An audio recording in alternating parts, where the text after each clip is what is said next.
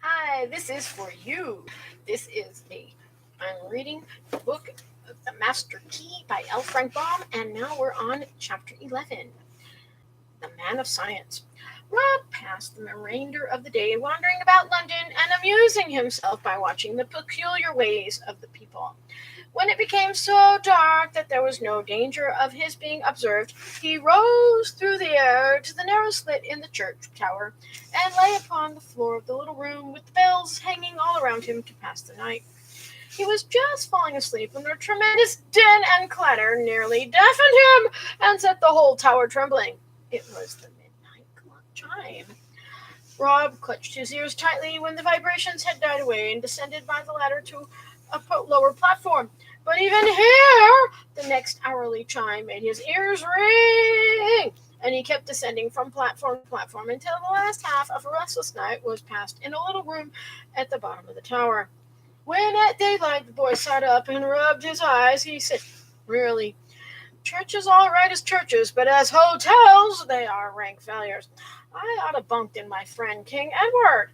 He climbed the stairs and ladders again and looked out the little window in the belfry. Then he examined his map of Europe. "I believe I'll take a run over to Paris," he thought. "I must be home again by Sunday to meet the demon, so I'll have to make every day count." Without waiting for breakfast, since he had already eaten a tablet the evening before, he crept through the window and mounted into the fresh morning air until the great city, with its broad waterway, lay spread out beneath him. Then he sped away to the southeast and, crossing the Channel, passed between Ames and Rouen and reached Paris before 10 o'clock. Near the outskirts of the city appeared a high tower, upon the flat roof of which a man was engaged in adjusting a telescope. Upon seeing Rob, who was passing at no great distance from this tower, the man cried out, "Approchez! Venez ici!" Then he waved his hands frantically in the air and fairly danced with excitement. So the boy laughed and dropped down to the roof, where, standing beside the Frenchman, whose eyes were actually protruding from their sockets, he asked coolly, "Well, what do you want?" The other was for a moment speechless. He was a tall, lean man, with having a bald but thick iron gray beard, and his black eyes sparkled brightly from behind a pair of gold-rimmed spectacles. Kind of like mine, maybe.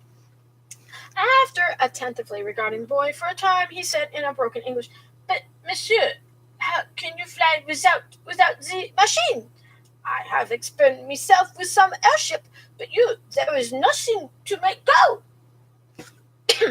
Rob guessed that here was his opportunity to do the demon a favor by explaining his electrical devices to this new acquaintance, who was evidently a man of science. "Here is the secret, Professor," he said, and holding out his wrist, displayed the traveling machine and explained as well as he could the forces that operated it. The Frenchman, as you may suppose, was greatly astonished, and to show how perfectly the machine worked, Rob turned the indicator and rose a short distance above the tower, circling around it before he rejoined the professor on the roof. Then he showed his food tablets, explaining how each was stored with sufficient nourishment for an entire day. The scientist positively gasped for breath, so powerful was the excitement he experienced at witnessing these marvels. "It is wonderful, grand, magnifique!" he exclaimed. "But here is something of still greater interest," continued Rob, and taking the automatic record of events from his pocket, he allowed the professor to view the remarkable scenes that were being enacted throughout the civilized world. The Frenchman was now trembling violently, and he implored Rob to tell him where he might obtain similar electrical machines. "I can't do that," replied the boy decidedly. "But, having seen these, you may be able to discover their construction for yourself. Now that you know such things to be possible and practical, the hint should be sufficient to enable a shrewd electrician to prepare duplicates of them." The scientist glared at him with evident disappointment, and Rob continued, "These are not all the wonders I can exhibit. Here's another electrical device that perhaps is the most remarkable of any I possess." He took the character marketing spectacles from his pocket and fitted them to his eyes. Then he gave a whistle of surprise and turned his back upon his new friend. He had seen upon the Frenchman's forehead the letters E and C. "Guess I've struck the wrong sort of scientist after all," he muttered in a disgusted tone. His companion was quick to prove the accuracy of the character marker. Seeing the boy's back turn, he seized a long iron bar that was used to operate the telescope and struck at Rob so forcefully that had he not worn the garment of protection, his skull would have been crushed by the blow. As it was, the bar rebounded with a force that sent the murderous Frenchman sprawling upon the roof, and Rob turned around and laughed at him. "It won't work, Professor," he said. "I'm proof against assassins. Perhaps you had an idea that when you had killed me, you could rob me of my valuable possessions, but they wouldn't be a particle of use to a scoundrel like you, I assure you. Good morning." Before the surprised and baffled scientist could collect himself sufficiently to reply, the boy was soaring far above his head and searching for a convenient place to alight, that he might investigate the charms of this famed city of Paris. It was indeed a beautiful place, with many stately buildings lining the shady boulevards. So thronged were the streets that Rob knew well he would soon be the center of a curious crowd should he alight upon them. Already a few sky gazers had noticed the boy moving high above their heads, and one or two over up stood and pointed their fingers at him. Pausing at length above the imposing structure of the Hotel Angelus, Rob noticed at one of the upper floors an open window, before which was a small iron balcony. Alighting upon this, he proceeded to enter without hesitation the open window.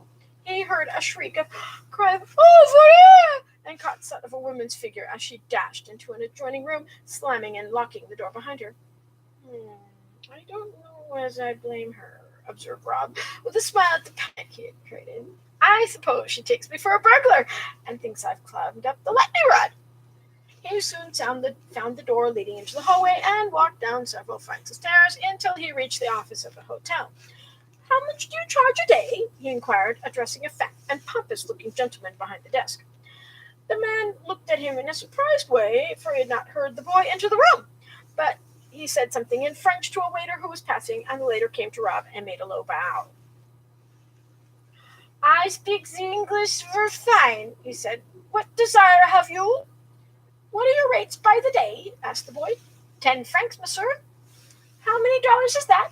"Dollar Americane?" "Yes, United States money." "Ah, oui, it is $2, monsieur." "All right, I can stay for about a day before I go bankrupt. Give me a room." "Certainement, monsieur. Have you the luggage?"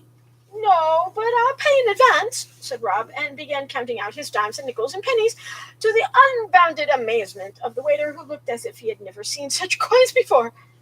He carried the money to the fat gentleman, who examined the pieces curiously, and there was a long conference between them before it was decided to accept them in payment for a room for a day.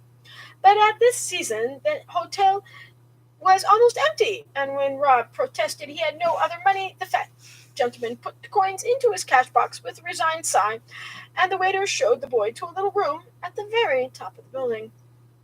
Rob washed and brushed the dust from his clothes, after which he sat down and amused himself by viewing the pictures that constantly formed upon the polished plate of their record of events.